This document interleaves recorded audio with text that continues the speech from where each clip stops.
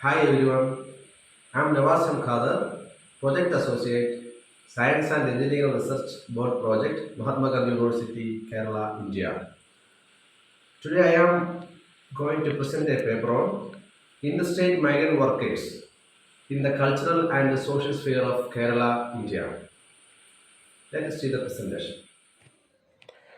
In this presentation, I will talk about classifying things into seven categories. These seven categories are background of study, research objectives, theoretical framework, research methodology, findings, conclusion, and recommendations. The history of interstate migration in Kerala can be divided into three periods. According to the Periodic Labour Force report, 80% of India's interstate migrant workers move due to marriage. Yet all males are often labeled as migrants. Professor K.C. Zakaria research reveals that since the 1960s, Tamil Nadu residents migrated to Kerala for employment, predominantly as farmers and gardeners. Today, their descendants still toil in Kerala's plantation fields, originally addressing the labor shortage caused by the 1970s Gulf boom. Starting in 1990, migrants began arriving from neighboring states like Karnataka and Andhra Pradesh. Notably, Assam witnessed an influx of workers due to Kerala's private factories. While migrants from Bihar, Orissa, and West Bengal increased, they remained insufficiently acknowledged. In 2010, Kerala's migrant workforce primarily hails from Assam, Bihar, Orissa, West Bengal, Jharkhand, Chhattisgarh, and Rajasthan. The 2011 census highlighted a significant shift in Kerala's internal migration patterns, with a decrease in migration from Tamil Nadu, Karnataka, and Andhra Pradesh, while migrants from Assam, Bihar, Orissa, and West Bengal surged. Since 2011, Kerala's construction industry has relied heavily on these migrant workers, reshaping the state's development model. Based on the fieldwork conducted in the last 7 years and the information found as part of the SERB project baseline survey, it was understood that more than 50% of the migrant workers who have arrived in Kerala have the desire to stay in Kerala permanently. Now, there is a situation where they bring their wife and children to Kerala and educate them and give them higher education, and thereby they get better jobs. The local population of Kerala celebrates the recognition of higher education for the children of migrant workers, but recent events indicate that the majority of the local peoples in Kerala feel uneasy when migrant workers take advantages of the social and cultural environment of Kerala in the same manner as the local people.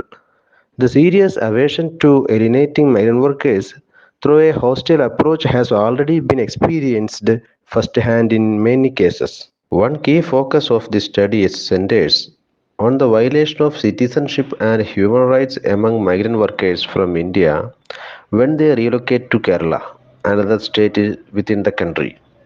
An alarming surge in xenophobic sentiments within Kerala is evident.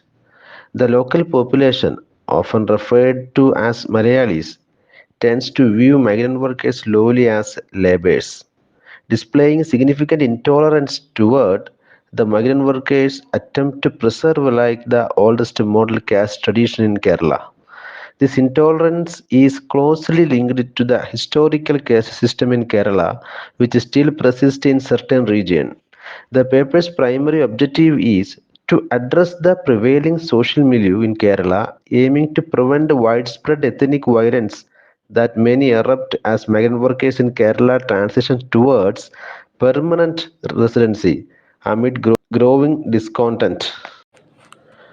During the colonial period, Indian laborers often viewed forced servitude as an inherent norm, a mentality thus persists today as the government and society marginalize migrant workers. This practice serves as a cultural tool to deny them their rights. Re refers to a social dynamic in Kerala where these migrants are classified based on their origins and interactions in occupational sectors. Modeling this concept, local residents engaged in categorizing migrants based on physical attributes, As a result, societies that defend re-identification foster disfranchisement, exploitation, brutality, and incite gang violence.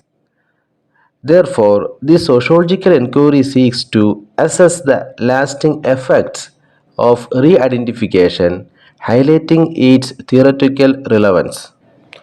Intersectionality, developed by Kimberly Crenshaw, emphasizes the interconnectedness of social categories such as race, gender, class, and ethnicity. This theory can be useful in understanding how multiple factors interest to shape the experience of both migrants and natives, influencing their attitudes and behaviors toward each other. Conflict theory, developed by scholars like Karl Marx, focuses on power dynamics and social inequalities. In the context of migrants establishing dominance over natives, this theory can be applied to analyze the conflict and tension that arise when two groups compete for resources, jobs, or social status. It helps in understanding how tolerance may emerge as a response to perceived threats to the native interest. This study proceeds through a mixed methodology.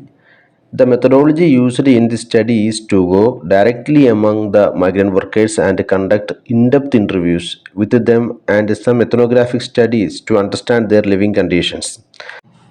It is used as a part of a qualitative methodology. Quantitative methodology using various government data, including primary data obtained under RTI and existing literature and sample size of workers, have been used as part of this study. The information found through this study is that the number of migrant workers in Kerala is increasing day by day. It was understood from the interviewed migrant workers that they consider Kerala as a better place to live for their children because the social and cultural environment in Kerala is better than their place of birth. But in the Kerala society, which sees migrant workers as mere workers, many forms of ethnic violations are now taking place due to the increasing trend of their permanent settlement. Their beginning is a situation in Kerala where the children of migrant workers get a boost in education. Part of this that Malayali are not ready to build houses or live together with the migrant workers. Another example of this that a Kerala local family does not live on rent in a house rented to migrant workers. Interstate migrant workers are those who want to settle in Kerala but have to live like a second citizen in Kerala. It was understood from the study that this type of studies will not change without the strong interventions of the central and state government. The study underscores that a substantial number of interstate migrant workers in Kerala express a strong desire to establish a permanent residence in the state, indicating a significant shift in their long term aspirations. And the increasing inclination of migrant workers towards long term settlement in Kerala raises the potential for substantial social disruptions in the region. This could lead to shift in demographic, cultural practices, and social norms, necessitating proactive response from the stakeholders. Currently regarded as second-class citizen, the improved economic status and social standing of migrant workers could challenge their traditional categorization. This evolution may lead to revaluation of their status within the native population, potentially causing social imbalance and tensions. The study highlights a critical concern regarding the failure of both the national and state government to conduct comprehensive social impact studies before implementing policies relating to the migrant workers. This oversight may result in far-reaching social divides that extend beyond Kerala, affecting the broader socio-economic fabric of the country. The study focused on the following recommendations: develop and implement comprehensive policies specifically tailored to address the needs and rights of interstate migrant workers.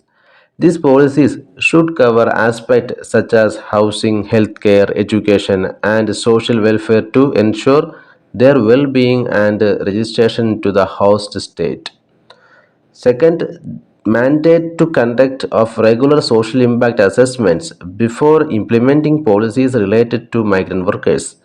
These assessments should evaluate the potential socio-economic consequence of migration on both the host state and the migrants themselves, helping policymakers make informed decisions.